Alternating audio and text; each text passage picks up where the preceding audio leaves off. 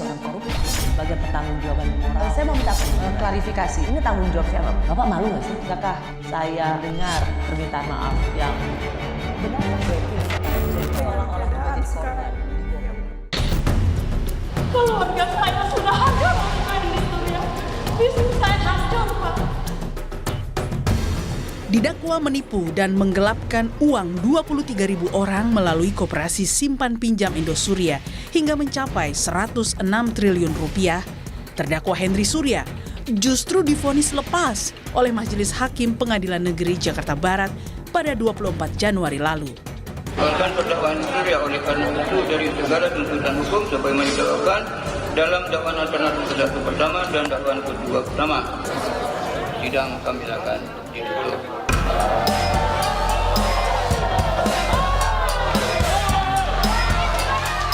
Majelis Hakim Pengadilan Negeri Jakarta Barat beralasan tindakan pendiri koperasi simpan pinjam Indosuria itu bukan berada di ranah pidana, melainkan perkara perdata. Siapa yang tidak bisa dia suap dengan triliunan?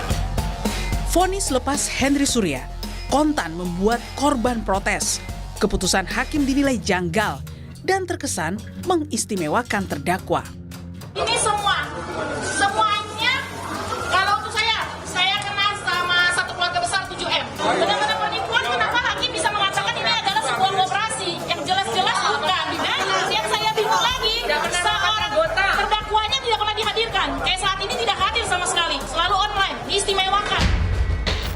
Protes atas vonis lepas bos KSP Indosuria ini juga disuarakan jaksa penuntut umum yang sebelumnya menuntut Henry Surya hukuman 20 tahun penjara dan denda 200 miliar rupiah.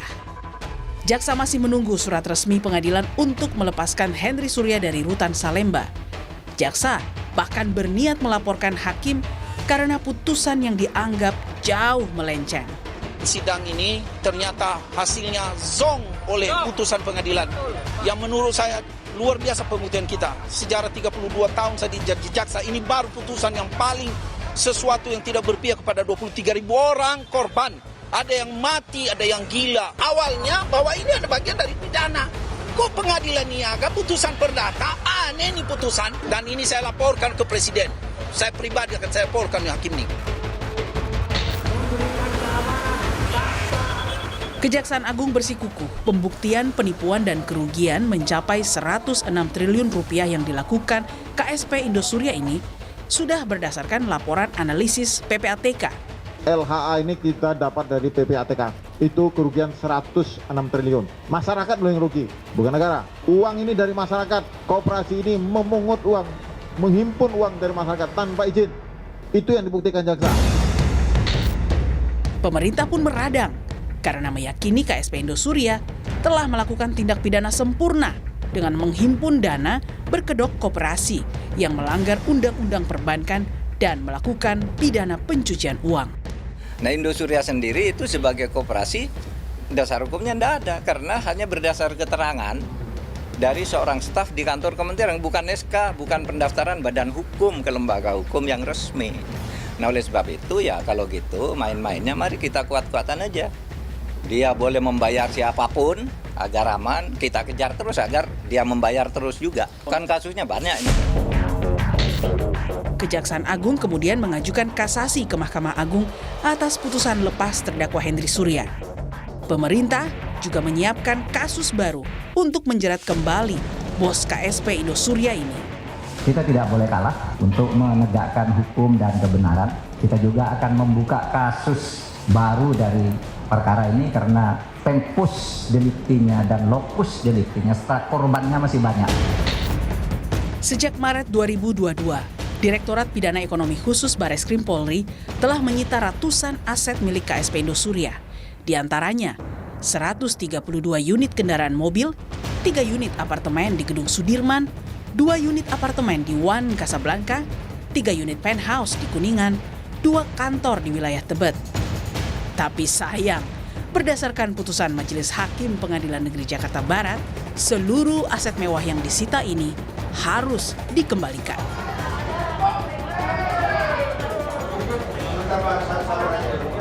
Melihat fakta hukum ini, maka tak heran bila publik marah atas vonis lepas Henry Surya yang tak lain seorang terdakwa kasus penipuan terbesar di Indonesia.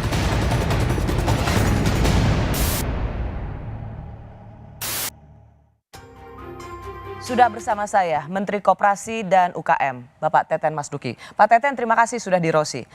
Pak Teten, saya tahu reaksi sudah konferensi pers bersama Pak Mahfud juga. Saya tahu Anda terkejut. Tapi saya ingin tanya, marah nggak sih Anda dengan vonis hakim seperti ini? Ya sangat marah, sangat kecewa karena saya berharap justru proses pengadilan ini, vonis penegakan hukum itu bisa menjadi solusi untuk memenuhi kewajiban koperasi kepada anggota koperasi yang bermasalah. Ya karena ini kan ada 8 koperasi bermasalah ya sejak pandemi itu yang totalnya 26 triliun. Ya. Ini salah satunya kan? Indosuria termasuk yang paling besar ya sekitar 13,8 triliun. Dan kita berharap karena mereka kan sudah menempuh pengadilan niaga. Oke, itu yang mau saya tanyakan. Ternyata hakim dalam putusannya mengatakan terdakwa Henry Surya itu lepas semua perbuatannya itu secara sah dan meyakinkan. Tapi kasusnya bukan kasus pidana, kasus perdata. Pertanyaannya kenapa nggak dari awal polisi sebagai penyidik, kejaksaan membuat kasus ini secara kasus perdata? Tadi Bapak Teten sudah mengatakan bahwa sudah ada di pengadilan niaga. Ya sebenarnya itu keliru ya.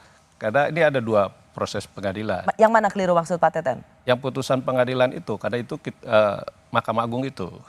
Karena itu kita ingin yang tadi, yang membebaskan Henry Surya. Oke, Pak Teten ini mengatakan bahwa putusan hakim yang melepaskan Henry Surya, bahwa kasusnya bukan kasus pidana tapi perdata, itu keliru? Keliru, karena itu memang dakwaan jaksanya pidana penggelapan, ya. Pelanggaran undang-undang perbankan di mana Indosuria melakukan pengumpulan dana dari masyarakat dan itu melanggar itu pidana perbankan. Ya. Nah, yang disebut perdata itu ada pengadilan niaga yang sudah memutus ya putusan PKPU yaitu penyelesaian kewajiban pembayaran utang. Ya, pembayaran utang oleh koperasi Indosuria untuk memenuhi kewajiban kepada anggotanya. Oke, satu-satu berarti Pak Teten. Artinya secara perdata melalui pengadilan niaga sudah pernah Indosuria ini? Sudah. Sudah ya? Sudah. Dan itu ada mekanisme pembayaran kewajiban pembayaran utang. Ya. Sebenarnya secara pesannya jelas supaya uang-uang anggota koperasi ini bisa dikembalikan. Ya, jadi mereka kan pengurus dan anggota menempuh pengadilan niaga, berdamailah. Intinya restrukturisasi utang, penundaan pembayaran utang sampai tahun 2025. Tapi prakteknya memang kemudian baru sekitar 15,6% Indosuria itu bayar ke anggota. Ya, jadi macet. Nah, kenapa bisa macet? Ya itu tadi, kalau menurut saya karena ada penyitaan aset dalam proses pidana oleh polisi sehingga tidak bisa dilakukan penjualan aset begitu.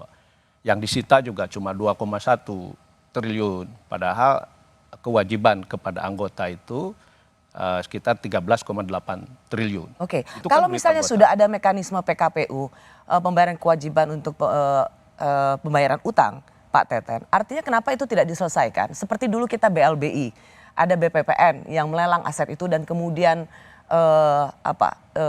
menjualnya. Kenapa ini nggak bisa selancar itu? Ya, putusan PKPU itu tidak sulit dijalankan. Karena putusan PKPU itu tidak menunjuk misalnya seperti dulu BLBI, BPPN. Ya. Ya ini kan menunjuk pengurus lama.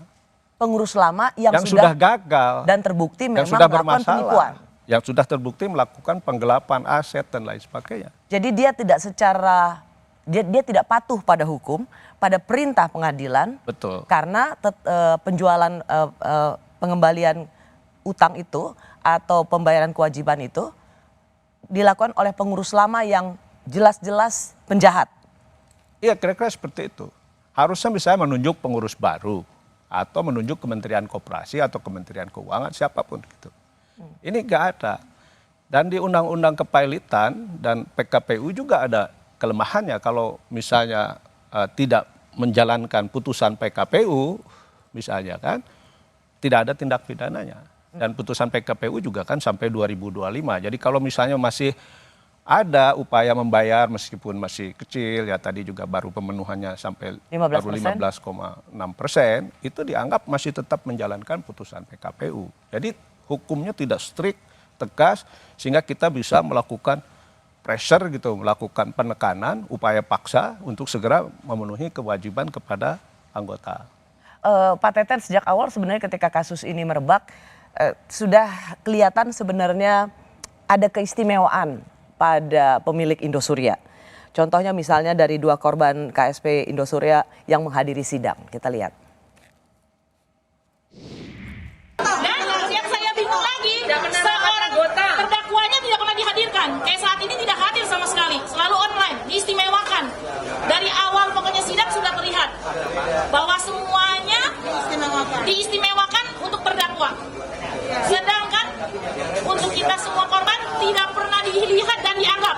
Bagaimana seorang hakim bisa bijaksana yang dinamakannya yang mulia dipanggilnya dengan sebutan yang mulia ternyata sikapnya benar-benar tidak mulia dan sangat memalukan kalau menurut saya. Triliunan, siapa yang tidak bisa dia suap dengan triliunan?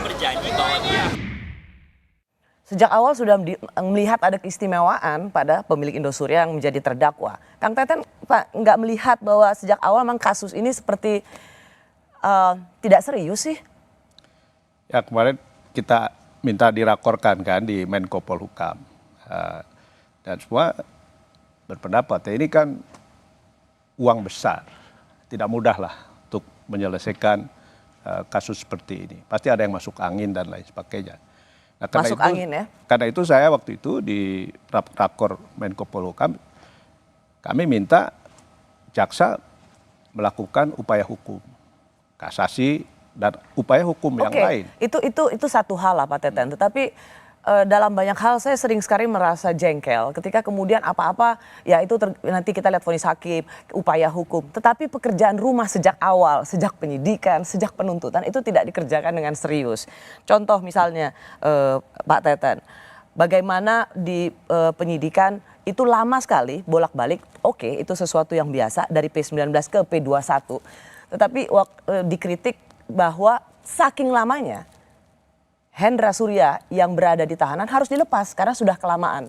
Waktu itu dakwaan yang dianggap tidak lengkap adalah harus mencari petunjuk, mencari tanda tangan dari 23.000 anggota koperasi. Ini mengada-ngada Pak Teten. Ya karena penegakan putusan PKPU itu udah di wilayah hukum, bukan di wilayah kami. Ya walaupun sejak putusan PKPU di akhir Desember 2021, saya bulan Januari 2022 sudah membentuk Satgas Pengawasan Koperasi Bermasalah. Ya, dengan melibatkan Bareskrim, PPATK, OJK, ya, Kejaksaan. Tapi nggak jalan juga kan? Nggak jalan. Bikin Satgas kalau nggak jalan jadi buat apa Pak Teten? Ya, fungsi kita kan hanya untuk memastikan kewajiban PKPU-nya dijalankan. Tapi kan itu begini Rosi,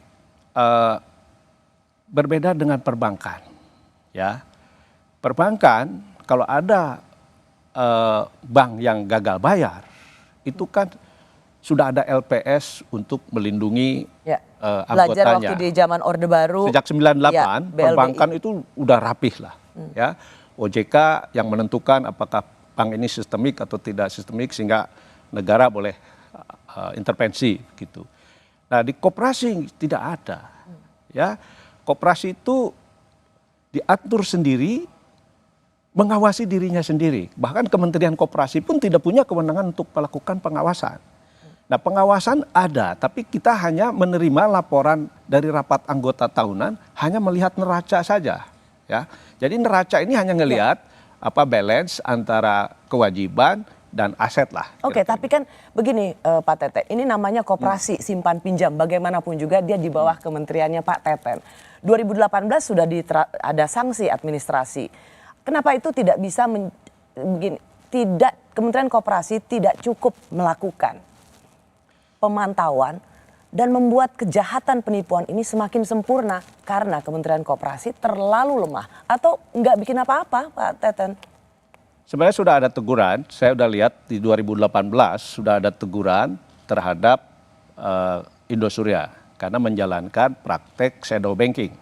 Ya, kalau koperasi simpan pinjam itu kan harusnya melayani dia Antar anggota, close loop. Nah, kalau dia melakukan praktek shadow banking, ya misalnya mengumpulkan dana dari masyarakat di luar anggota, itu harus izinnya harus dari OJK, diawasinya oleh OJK. Karena itu, nah ini melanggar undang-undang perbankan, kan dia melakukan shadow banking, ya. Nah ini yang tidak tertangkap sorry, oleh Pak Teten, OJK dalam kasus ini mengatakan mereka tidak di bawah pengawasan kami karena dia bukan lembaga keuangan tetapi koperasi. Jadi saling lempar tanggung jawab, Pak Teten. Ya karena itu maka saya mengatakan koperasi simpan pinjam itu dijadikan cover up.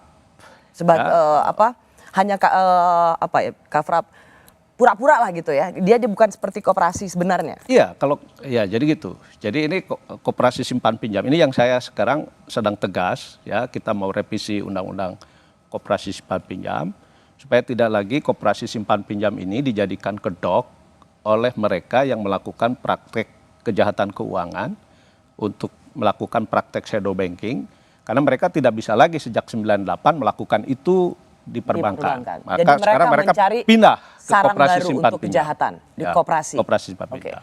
Kasus KSP Indosuria merupakan kasus penipuan keuangan terbesar di Indonesia. Lalu apa upaya negara melawan balik putusan yang menggemparkan publik?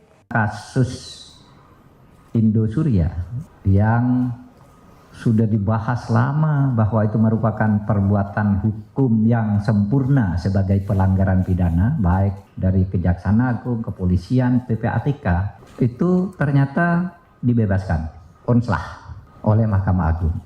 Dakwaannya udah jelas, pelanggaran Undang-Undang Perbankan pasal 46 menghimpun dana dari masyarakat padahal dia bukan bank tanpa izin.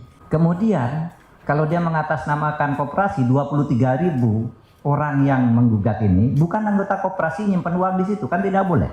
Bisa juga masuk ke pencucian uang kan dakwaannya. Tapi tetap bebas. Kita tidak boleh kalah.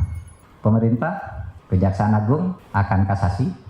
Kita juga akan membuka kasus baru dari perkara ini karena tempus deliktinya dan lokus deliktinya setelah korbannya masih banyak. Saya masih bersama Menteri Koperasi dan UKM Bapak Teten Mas Duki membahas kejanggalan vonis lepas bos Indosuria Henry Surya. Pak Teten, kejahatan atau pelanggaran hukum yang sempurna. Kalau tadi Pak Teten, jadi kita lihat ya modusnya. Ketika PKPU untuk pelaksanaan kewajiban pembayaran utang sudah ada di Pengadilan Niaga, Pak Teten juga sudah membentuk Satgas Koperasi bermasalah. Ternyata pengembalian aset itu, penjualan aset untuk membayar uang anggota juga tidak terjadi. Betul ya Pak Teten? Betul. Karena pengurusnya masih pengurus yang lama. Asetnya digelapkan, asetnya tidak dimiliki oleh koperasi dan nilai asetnya juga udah sangat jauh dengan kewajiban pembayaran kepada anggotanya. Oke, Pak Teten, orang ini, Henry Surya ini adalah orang yang bermasalah di sektor keuangan. Ia sendiri juga dikenal sebagai seseorang yang terkait dengan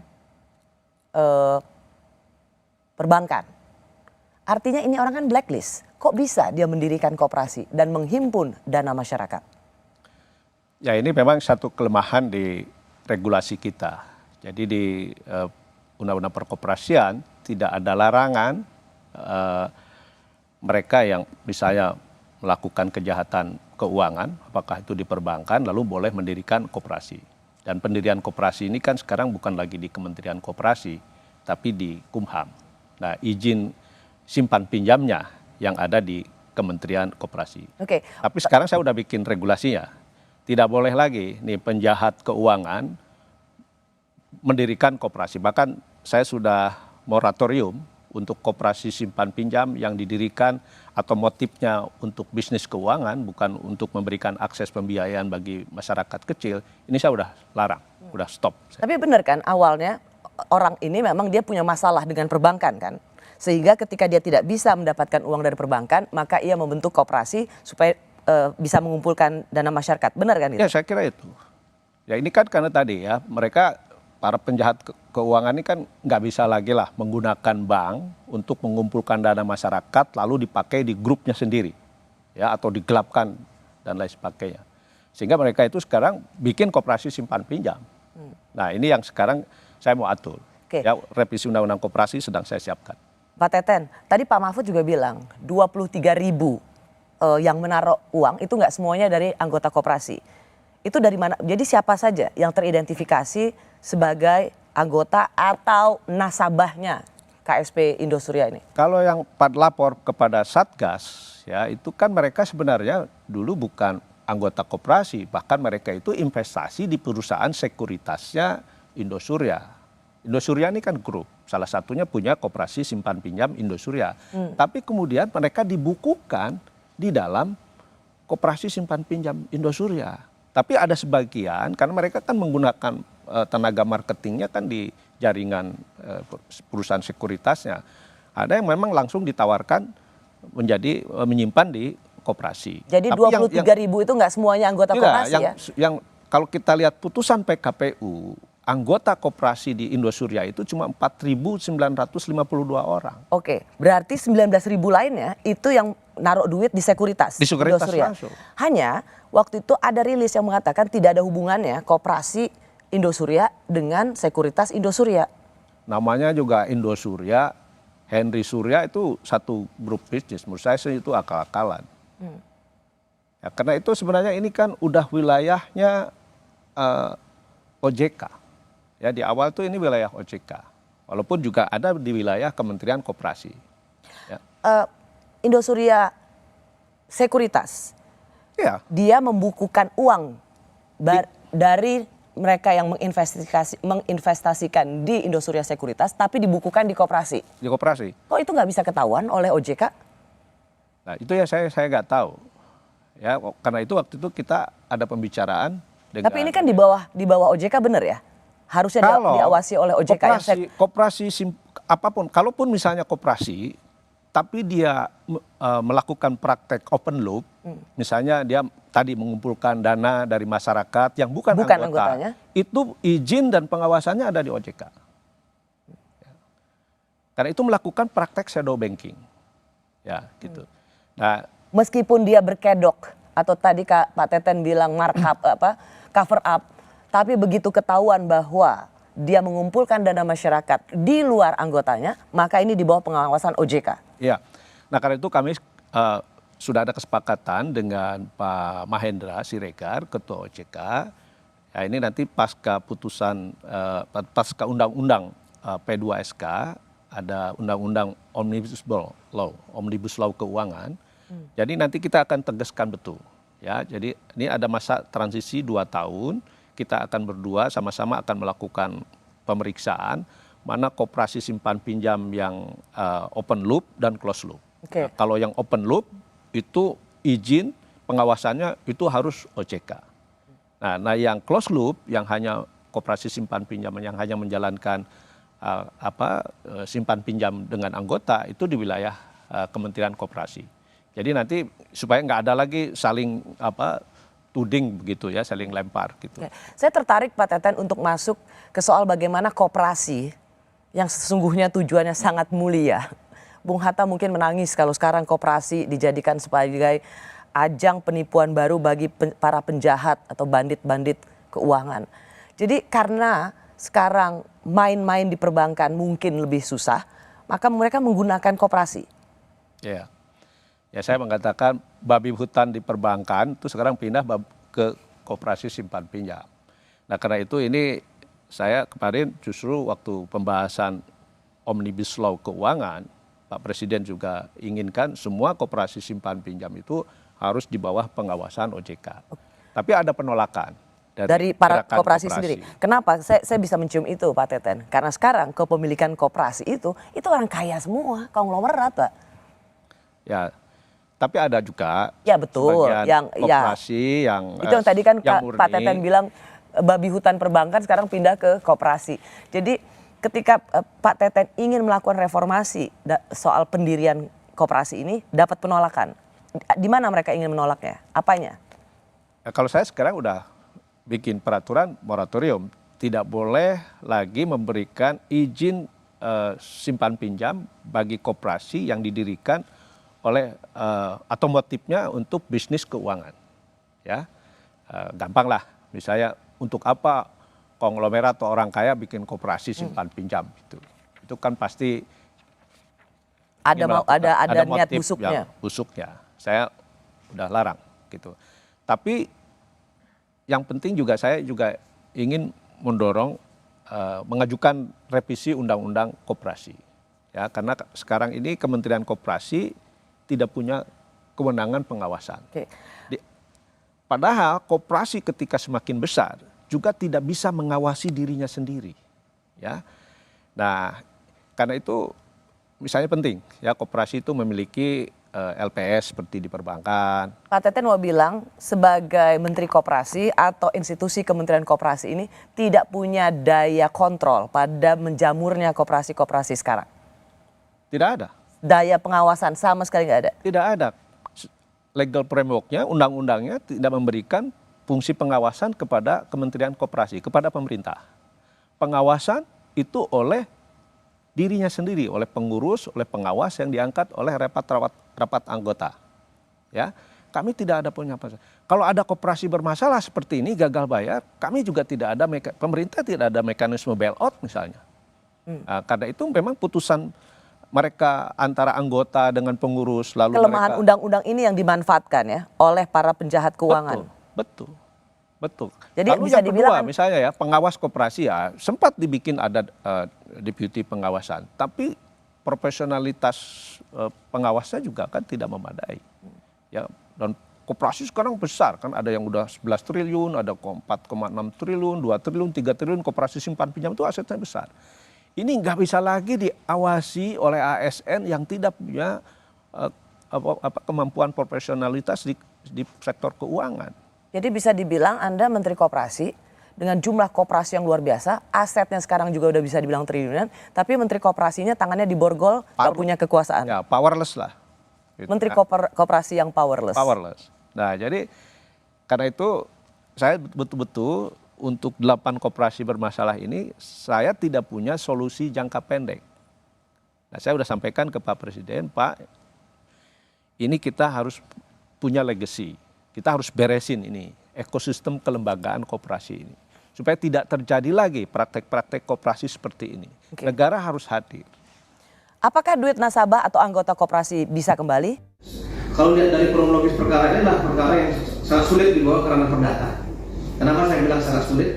Karena ya, grup Indosuria yang dikenali oleh Henry Surya dan kawan-kawan ini adalah awalnya yang bersangkutan adalah karena kesulitan uang, mengajukan beberapa pinjaman jangka menengah dan jangka panjang yang beberapa jam ditolak, sehingga mereka mempunyai ide untuk membuat koperasi pinjam pinjam. Nah, inilah yang menurut saya mereka sudah tahu bahwa celah hukum pendirian koperasi ini lah dijadikan mereka untuk mengeruk keuntungan, melakukan investasi bodong kepada masyarakat. Kemudian mereka melakukan pengumpulan data dengan minimal 50 juta sampai tidak terbatas dengan membuat balance giro. Ini kan tidak ada di dalam perkoperasian terkait dengan kegiatan tersebut. Bahwa ini adalah kegiatan perbankan murni sebenarnya, pengumpulan dana dengan investasi bodong. Saya masih bersama Menteri Koperasi dan UKM Bapak Teten Mas Duki untuk menyoroti kejanggalan pada vonis lepasnya pendiri KSP Indosuria Henry Surya. Tadi dijelaskan sekali lagi ya Pak Teten ya bahwa memang pemilik Indosuria ini yaitu Henry Surya dia punya kesulitan keuangan sehingga cara mengakali kesulitan keuangan itu ia mendirikan koperasi. Tapi kan dia juga sebenarnya punya sekuritas. Itu gimana sebenarnya modus yang dijalankan oleh orang-orang seperti Henry Surya ini? Kalau menurut saya kalau dalam kasus KSP Indosuria ini clear lah. Jadi koperasinya dipakai sebagai cover up untuk melakukan praktek shadow banking. Nah kalau mereka misalnya kalau dia mengumpulkan dana masyarakat seperti sekarang ini kan dia harus dapat izinnya dari OJK dan ya dari OJK, diawasi oleh OJK. Tapi mereka kan nggak mau diawasi oleh itu, karena itu mereka bikin koperasi simpan pinjam, ya. Nah, kalau ini jelas-jelas, ya sebagian besar tadi disebut 23.000, ya. Padahal yang anggota yang daftar di koperasinya cuma 4.900-an. Dan yang lapor kepada kami, kepada Satgas, mereka sebenarnya investasi di perusahaan sekuritas Indosuria. Jadi mereka bukan anggota koperasi Indosuria? Bukan, mereka orang-orang kaya kok. Waktu saya kontak juga saya kaget, saya kenal kan. Wah, kalian anggota koperasi? Bukan, kata mereka. Saya tuh investasi di perusahaan sekuritas. Nah, kemudian mungkin dibujuk, dipindah bukukan lah ya di koperasi simpan pinjam Indosuria. Nah, jadi ini kan memang udah praktek shadow banking. Ini praktek pidana perbankan. Nah, Kementerian Koperasi, walaupun misalnya mengetahui ada koperasi simpan pinjam melakukan praktek shadow banking, kami hanya bisa menegur. Di Undang-Undang Koperasi tidak ada sanksi pidana bagi koperasi yang melakukan praktek shadow banking. Yang bisa melakukan itu ya OJK. Gitu. Meskipun OJK juga ya kemarin itu kan jadi simpang siur, ini karena badan hukumnya koperasi sehingga OJK merasa itu bukan wewenang dia. Tapi prakteknya dia menjalankan shadow banking, dia melanggar undang-undang perbankan. Nah, Kementerian Koperasi kalau menemukan koperasi simpan pinjam melanggar undang-undang perbankan tidak punya kewenangan itu. Di undang-undang koperasi tidak ada sanksi pidana bagi koperasi yang menjalankan praktek shadow banking atau menjalankan open loop. Pak Teten, ini baru tercium karena laporan anggota koperasi maupun nasabah sekuritas ya. Jadi praktek ini sudah terjadi bertahun-tahun. Sebenarnya sudah kami temukan di 2018. Saya kan jadi menteri kan 2019 ya akhir. Nah, rupanya saya lihat ada memang sudah ditemukan ini melakukan praktek open loop. Nah, tapi kan teguran itu teguran administrasi saja. Ya. Tidak ada sanksi pidana bagi koperasi yang melakukan praktek shadow banking gitu. Nah, jadi kesulitannya seperti itu. Iya, Pak Teten, tapi rasanya ini sudah tercium, sudah ada kelihatan 2018, kok enggak ya ditindaklanjuti dengan serius ya? Apakah tidak berkoordinasi dengan OJK? Saya nggak tahu waktu itu ya. Oke, karena waktu itu belum jadi menteri ya? Belum jadi menteri. Nah, setelah itu kan saya koordinasi dengan Pak Wimbo waktu itu mengenai duduk soal seperti ini. Harus clear lah gitu. Kalau enggak nanti kan karena badan hukumnya koperasi, dia ngacak-ngacak kebunnya OJK, dibiarkan kan gitu loh. Nah, jadi saya suruh ngandangin babi hutannya kira-kira gitu kan. Pak Teten, anggota koperasi atau nasabah itu sebenarnya terserah deh, Henry Surya dan kawan-kawan mau dipenjara kek, nggak dipenjara kek, terserah. Yang penting duitnya balik. Bisa balik nggak duit anggota koperasi? Menurut saya masih ada peluang ya, tapi itu sangat kecil, tergantung kepada aparat penegak hukum, mulai dari polisi, jaksa, hakim, ya. Karena menurut saya asetnya masih ada, meskipun ada aset koperasi misalnya diatasnamakan pengurus, aset koperasi yang kemudian ditaruh di perusahaan afiliasi dari pendiri koperasi atau pengurusnya koperasi, ada yang digelapkan. Saya kira PPATK sudah ada datanya, sehingga kalau aparat hukum ya sampai ke pengadilan itu bisa menyita aset ini, ya, lalu aset ini kemudian dijual lah, dipakai untuk memenuhi kewajiban kepada anggota, itu masih bisa. Walaupun menurut saya berkeyakinan asetnya banyak yang bodong juga, ya. Jadi ini pasti akan tidak semua uang anggota bisa kembali. Ya. Gak ada datanya sama sekali, Pak Dalam Teten. kasus Indosuria pun kan yang disita polisi kan cuma 2,1 triliun, padahal uang anggota yang katakanlah yang ditaruh di KSP Indosuria itu kan 13,8 triliun. Ya. Nah, tapi tadi kan ada praktek penggelapan aset dan lain sebagainya, yang itu sebenarnya yang kemarin didakwakan oleh jaksa di kasus Henry Surya itu, bukan kasus homolegasinya, bukan di pengadilan niaga, di pengadilan pidananya. Jadi si clearnya karena orang ingin pokoknya duitnya balik, kurang-kurang dikit oke Ya, lah betul. gitu, tapi duitnya balik. Pak Menteri Koperasi di sini mengatakan ada harapan, tapi itu sangat tergantung dari para penegak hukum Betul. untuk menyita aset itu. Betul. Terus kemudian ya tapi kan percuma juga kalau kemudian penyitaan aset, lalu siapa yang akan mengelolanya, siapa yang akan melelangnya, menjualnya dan kemudian membagikannya kepada para anggota koperasi. Nah kemarin waktu di rakor dengan Menko Polhukam, saya menyampaikan ini, kesalahan dari pengadilan niaga itu ketika putusan PKPU itu tidak menunjuk manajemen baru seperti BPPN dalam kasus BLBI atau menunjuk pemerintah, misalnya Menteri Koperasi atau siapapun begitu, yang akan menjalankan penyitaan aset lalu menjual asetnya, kan seperti itu. Karena anggota inginnya kan dibayar, tidak percaya lagi. Kan ada mekanisme lain, misalnya katakanlah asetnya di value-nya dinaikkan begitu, tapi jangan dulu minta dibayar sekarang, toh PKPU-nya juga bisa sampai 2025, tapi kan anggota sudah tidak percaya, pengennya cash. Iya. Ya itu Itu nggak mungkin. nggak mungkin. Jadi memang harus settlement aset, ya. Jadi ini harus asetnya betul-betul disita oleh penegak hukum, diserahkan kepada tadi pengurus baru. Pengurus barunya suruh menjual asetnya, ya. Itu yang solusinya.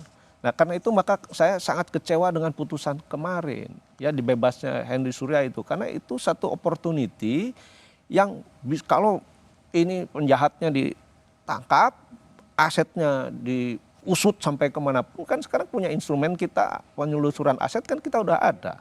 Udah lepas, bahkan tidak saja lepas dari Tapi masih ada lah dakwaan, menurut lepas saya. juga dari Kemarin penjara. dijanjikan kan oleh jaksa Jampidum, mereka akan melakukan kasasi. Tapi menurut saya juga harus ada upaya hukum lain, ya, karena ini kan masih banyak pidana-pidana lain yang menurut saya bisa diproses. Oke. Bagaimana kemudian melihat secara cermat koperasi-koperasi yang memang memberikan manfaat atau koperasi-koperasi yang justru dijadikan sarang kejahatan bagi para penjahat-penjahat keuangan? Kita mohon pengertian kepada DPR. Kita akan merevisi undang-undang koperasi. Karena sekarang penipuan-penipuan dan pencurian uang rakyat itu, kalau undang-undang perbankan ada pengawasnya. Kalau undang koperasi itu mengawasi dirinya sendiri koperasi, sehingga menteri koperasi, pemerintah tidak bisa ikut ke dalam. Baru sesudah terjadi dipaksa ikut oleh hukum. Tapi mari kita jangan takluk terhadap mafia-mafia dan penghisapan terhadap kekayaan rakyat yang seperti ini. Bersama saya Menteri Koperasi dan UKM Bapak Teten Mas Duki. Siapa mafianya Pak Teten? Mafianya, ya saya kira mereka yang mendirikan koperasi simpan pinjam dengan niat untuk melakukan kejahatan keuangan. Karena di perbankan mereka udah nggak bisa lagi. Nah ini yang saya selalu tekankan, pentingnya kita segera membenahi ekosistem kelembagaan koperasi. Jadi saya sudah mengajukan revisi undang-undang koperasi. Ya, karena tadi yang seperti Pak Teten bilang, lalu kemudian Pak Mahfud bilang, pemerintah nggak punya ya daya apapun untuk mengawasi dan melihat apa yang terjadi di koperasi. Ya. Anda sendiri mengatakan powerless, Menteri Koperasi yang powerless. Apa yang diharapkan dari undang-undang koperasi yang baru? Ya pertama begini, koperasi simpan pinjam itu kan tetap dibutuhkan ya, karena masih banyak usaha-usaha mikro, orang-orang kecil yang tidak bisa mengakses perbankan. Karena dengan koperasi bisa lebih murah, lebih mudah. Murah sih mungkin tidak, hampir sama dengan bank kreditnya. Tapi mudah. Nah tapi kita tidak ingin koperasi simpan pinjam ini karena kelemahan di ekosistemnya kemudian dijadikan praktek kejahatan keuangan. Nah salah satu yang kita ingin itu ada OPK. Jadi otoritas pengawas koperasi seperti OJK. Karena memang untuk koperasi simpan pinjam itu harus agak berbeda. Kita akan meniru seperti Amerika dan Jepang. Untuk koperasi simpan pinjam memang mereka tidak bisa lagi lah koperasi simpan pinjam ini diawasi oleh dirinya sendiri. Ya, tidak boleh lagi dari anggota oleh anggota. Nah, prakteknya tidak bisa. Kalau masih seperti itu maka nanti akan ada tadi babi hutan dari perbankan akan pindah ke koperasi simpan pinjam, ngacak-ngacak di sini jadi hama di koperasi.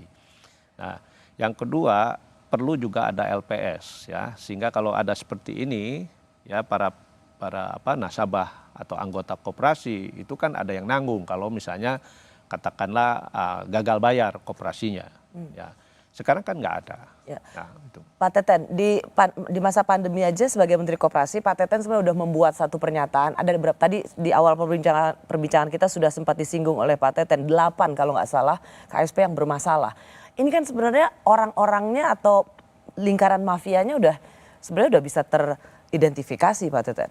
Ya ini kan kecil sebenarnya. Kan koperasi simpan pinjam, koperasi keseluruhan kan ada sekitar 123 ribuan. 8 dari sekian ratus ribu sebenarnya kecil.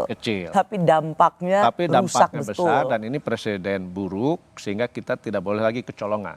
Jadi ini kita harus ketatkan nih perizinan untuk koperasi simpan pinjam ini. Dari mereka yang memiliki atau menjadi pengurus koperasi ini, Pak Teten, ada melihat kesamaan nggak? Sama-sama sebenarnya mereka penjahat keuangan. Kalau kita lihat misalnya ini kan kesamaannya koperasi simpan pinjam yang didirikan oleh pemodal besar. Koperasi simpan pinjam kan awalnya itu kan di Jerman lah, ketika waktu itu orang krisis keuangan dan orang-orang kecil sulit untuk mendapatkan pinjaman. Lalu mereka kan gabung bikin credit union yang mengumpulkan duit-duit kecil, mereka gabung dalam koperasi, lalu itulah menjadi modal untuk usaha-usaha kecil. Nah jadi koperasi simpan pinjam itu motifnya adalah orang-orang kecil, yang ini kan bukan koperasi kan bukan kumpulan modal, tapi kumpulan orang-orang untuk mencari solusi ekonomi, solusi keuangan untuk kesejahteraan mereka, untuk modal usaha dan lain sebagainya. Nah sehingga sekarang kalau usaha besar ikut-ikut bikin koperasi simpan pinjam, ini pasti kan motifnya bukan untuk memperkuat ekonomi rakyat, ekonomi. Kalau dari 8 KSP yang bermasalah itu Pak Teten, adakah Pak Teten juga melihat identifikasi background check yang sama di antara para pengurus koperasi ini adalah orang-orang yang kaya yang menjadikan koperasi sebagai kedok mereka? Ya, kecuali satu. Ya hampir semua sama menurut saya. Kecuali ini satu, ada koperasi sejahtera bersama yang memang awalnya koperasi. Tapi dia tergiur untuk menarik dana dari masyarakat sehingga dia menaruh bunga yang tinggi bagi penyimpan di sana. Ya, sehingga banyak anggota yang bukan anggota ikut nyimpan di sana dan kemudian dia kesulitan untuk. Ini kalau nggak salah koperasi simpan pinjam inti dana juga memakan korban Hakim Agung bukan? Yang soal pilot. Ya itu kan saya udah laporkan sebelum ditangkap hakimnya itu di OTT. Kan saya sampaikan waktu itu kan saya bersama Pak Mahfud ketemu Mahkamah Agung, ya Ketua MA. Saya menyampaikan ini kita menangkap indikasi ada mafia hukum dalam kasus kepailitan dalam kasus PKPU koperasi. Karena misalnya tadi ada 186 anggota koperasi simpan pinjam sejahtera bersama. Tapi PKPU-nya hanya diusulkan oleh beberapa orang aja. Ya kan? Atau kepailitan hanya misalnya Indosuria. Tadi kalau kata hakim kan kata jaksa kan bisa 23.000 anggotanya. Itu. Lalu hanya beberapa orang yang mengajukan pilot kan gitu. Itu kan kalau itu modus merugikan, ya? Modus kan? Itu. Nah, tapi waktu itu saya sampaikan ya tidak lama kemudian ditangkaplah hakimnya. Gitu. Ya. Nah tapi yang cukup bagus sekarang ya ini syukur juga lah. Ketua MA sudah mengeluarkan SEMA ya surat edaran Mahkamah Agung bahwa PKPU dan kepailitan untuk koperasi tidak bisa lagi dilakukan oleh pengurus dan anggota. Ya, tapi harus karena itu akan menjadi modus mereka untuk lari dari tanggung jawab. Jadi soal koperasi ini Pak Teten sudah memakan korban yang luar biasa. Enggak saja sebagai anggota koperasi, bahkan Hakim Agung yang ikut kena suap juga sekarang jadi tersangka KPK. Mafia hukum juga rasanya perlu diwaspadai supaya seperti tadi kata Pak Teten, penyelesaian aset untuk pembayaran utang itu bisa berjalan optimal. Apa yang bisa Pak Teten tawarkan bagi mereka yang sudah menderita kerugian dalam jangka yang singkat sebagai bagian dari solusi? Ya kalau saya sekarang hampir ya tidak ada mekanisme lain ya, kecuali memang penegakan hukum untuk memastikan aset-aset milik anggota koperasi, termasuk uang anggota koperasi yang digelapkan oleh pengurus itu disita dan kemudian itu dijual dan diserahkan kepada anggota. Tidak ada mekanisme lain. Dan itu waktunya pasti lama. PKPU-nya masih ada waktu sampai 2025, ya. Jadi,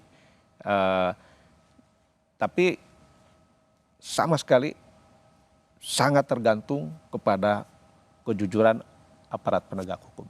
Sangat tergantung pada kejujuran aparat hukum. Pak Teten Mas Duki, terima kasih sudah di Rosi. Terima kasih juga bagi Anda yang menyaksikan Rosi. Kita jumpa lagi Kamis depan. Selamat malam dan sampai jumpa.